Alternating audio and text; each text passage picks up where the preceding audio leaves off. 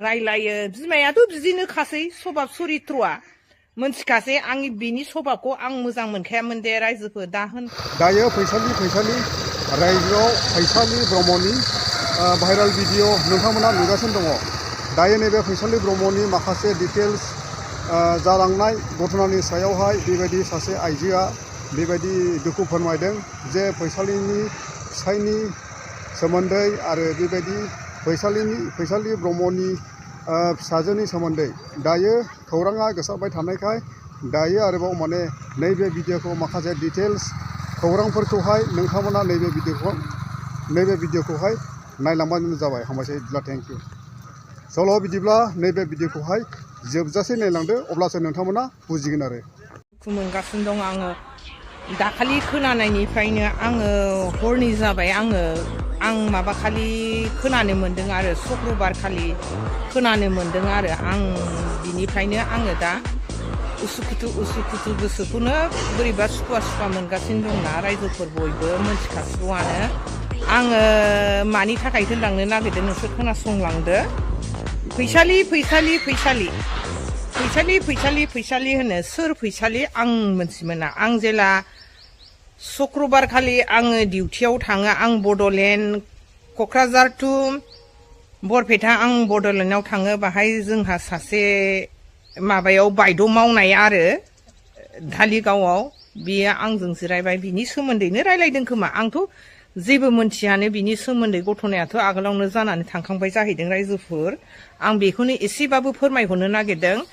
ओमफ्राय नै ओरैबायदि बायद' फैसालिया खारबाय। ओमफ्राय सोर फैसालि हाथिमाथानि। ओमफ्राय सानबाय आङो हाथिमाथायाव सोर फैसालि आंथ' हाथिमाथानि फैसालि नामखौ आं एसे मोनथिनाय बायदि मोनदों खिन्थु आं बेखौ होननानै आं माब्लाबाबो सानाखैमोन दे रायजोफोर। बेखौ होननानै आं सानाखैबो आरो जागोन होननानैबो आं सानाखैमोन। बेयो होनबाय ओमफ्राय मोनथिगोन औ होननानैल' थाबाय आङो। जेला आं डिउटिनिफ्राय फैनानै मोनथियो होमबा आं मबाइलखौबो खेवाखैमोन रायजोफोर। बेहाय जों सावरायबाय आरो आंनि लोगोफोरखौ मोननानै ओमफ्राय उनाव भिडिअ'आवबो भाइरेल नुबाय। ओमफ्राय नै फैसालिया ओरैबायदि जादों होनबाय सोर फैसालि। जेला बिनि माबाखौ फेसबुक पेजखौ बर'नानै देखायो आंथ' बेजों फेसबुक पेजाव आं फ्रेन्डबो लाखायाखैमोन रायजोफोर। बेखौ आङो रिकुवेस्ट खालामबाबो आंनि फ्रेन्डआव आं लाखायाखै। आं मानसि सिनायसो आङो फेसबुकआवबो फ्रेन्डखौ लाखायो रायजोफोर। दाना नायबाय बेसो मा जादों होनबाय ओरैबायदि बे भाइरेल जाबाय मा जाबाय होननानै बुंबाय। ओमफ्राय आदसा बेबायदिसो। ओमफ्राय आं उनाव फैनानै आंनि हौवानो खोन्थाबाय ओरैबायदि उमुखनि बिमाया। ओमफ्राय बेबो नुखाबाय भिडिअ भाइरेल जाखाजोब्बाय ओइदिनो आगोलाव जादोंबाबो खोथायाथ' भाइरेल जायाखैमोन ना रायजोफोर दासो भाइरेल जादों। ओमफ्राय मानि थाखाय आं बेखौ दुखु मोनदों। दुखु मोननाया जाहैबाय बिनि फिसाजो उन्दै स्नेहायाथ' गिदिर जाहैबाय। बिनि फिसाजो उन्दै केलेन्डुला बियो 12 बोसोर बे एसे देरसिन आरो आंनि फिसाजोनिबाबो बियो आंनि फिसाजोंनो क्लास फ्रेन्डथार। दा बिनि फिसाजोनि डायरिया ओइदिन शुक्रबार खालिनो बोरैबा सोलाय सोल' जानानै बिनि फिसाजोनि डायरिया आंनि फिसाजोनाव फैनानै दङ। आंनि फिसाजोनि डायरिया बेनाव थांनानै दङ। बेस्ट फ्रेन्डथार नङाबाबो आंनि फिसाजोजों मोजां लोगोआनो जाहैबाय।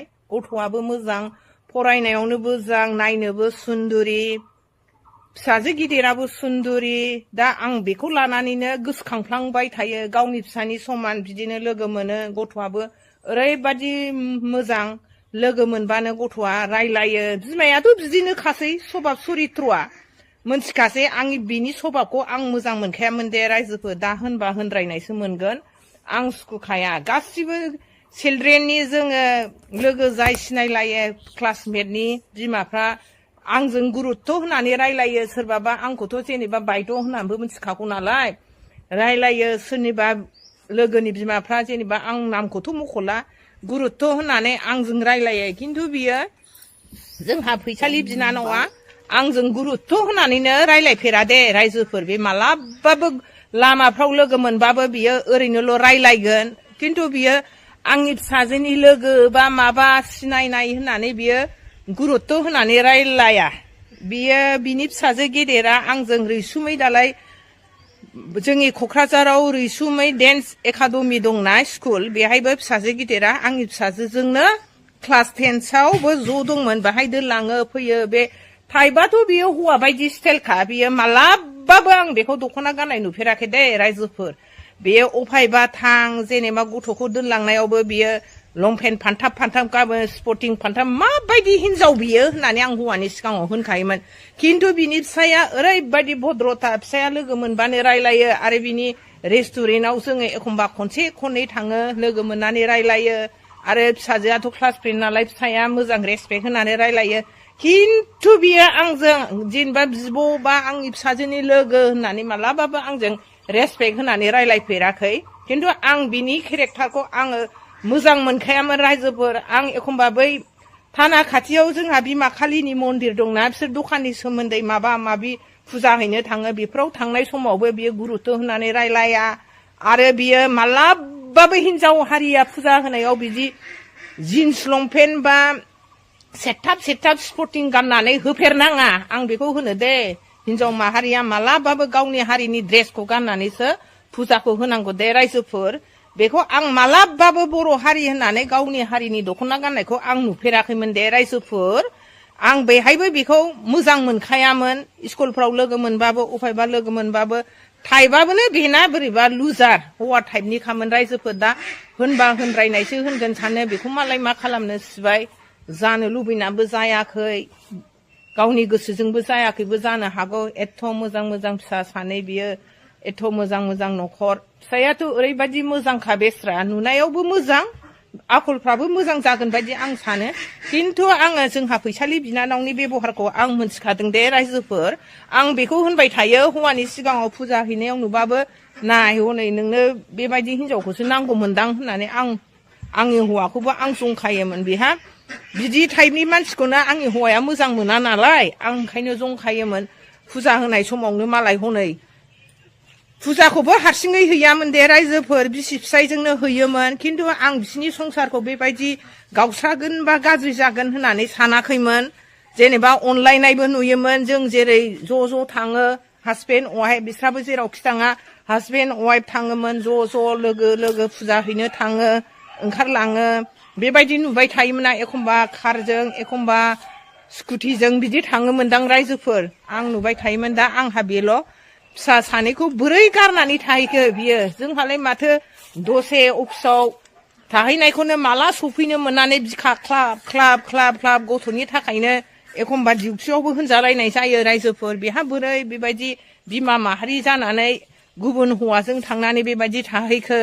बेखौ जों बुजिनो मोनला बेफोरबो एखमबा गावनि दसाव जाया रायजोफोर हिनजावफ्रा बै समाव जेला 12 बोसोर जानानै गावनि मासिखिया सुयो बेफोर थिथियावबो गाज्रि लोगोनाव थायो रायजोफोर बेफोरखौ दा जाय बिमा माहारि सोरनिबा फिसाया बेबायदि जानांगौ दंबा बेफोरखौ एसेबाबो नायनानै फिसाखौ सदन खालामना हो सोरनिबा थिथिया गाज्रि लोगोनाव गोलैबा बेखौ बिमाफ्रा एसे खेल खालामनानै गावनि फिसाफोरखौ गाज्रि लोगोनाव गोलैदोंब्लाबो सोरबा फुजा फाथन होनायजोंबो एसे एनैया दानगारनानै थाहैयो बेखौबो जों गाज्रि होनानै मालाय मा बुंनो सनाफोर नोंबो हिनजाव आंबो हिनजाव बिनि लोगो नङाबा मा थिथियाव सुदोंमोन बेफोरबायदिबो सोरबा बेटसा सोरबा निथि सोरबा रान्दि सोरबा धनि जायो रायजोफोर सोरबा मोनथिनो मोनाब्ला गावनि फिसाफ्रा बेबायदि सुनाय समाव एसेबाबो खेल खालामनानै नाय बेबायदि समाव जानो लुबैनानै रावबो जाया रायजोफोर दा बेनोसै आंनि होननांगौआ आङो उन्दुनो हायाखै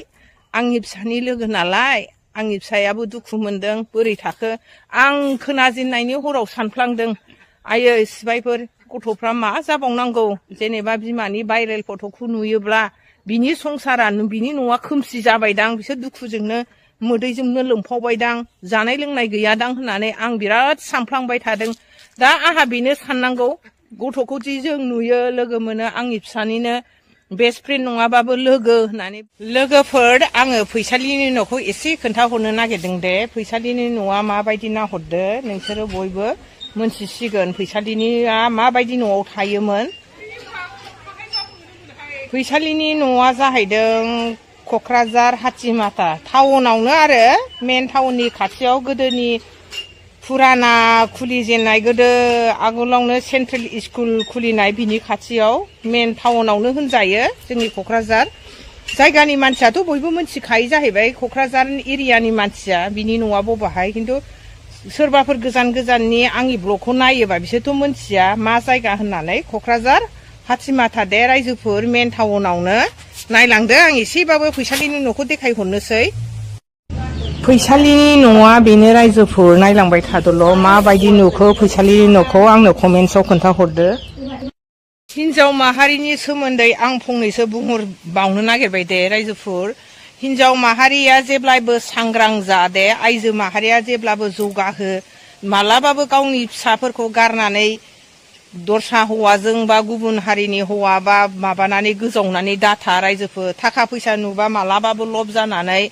बेबायदि फैसालि बायदि गारनानै दाथां नोंनि फिसाखौनो नोंनो साननांगोन नों गैया दानो नोंनि फिसाया गोदाव सोराव जागोन मालाय हौवायाथ' मा नों गैया दानो नै दिनैनो मालाय गुबुनजों जुलि जानो हायो गुबुनजों जुलि जायोबा नोंनि फिसायानो खस्थ' दं रायजोफोर नोंनि फिसाखौ बेयो अयथासार खालामनानै जायोबा नों मा खालामगोन ओंखायनो हिनजाव माहारिया जेब्लायबो सांग्रां जानानै थाखा फैसाजों गोजावनानै दा थगाय जा जेरै फैसालिया जादों बेबायदि दाजादे रायजोफोर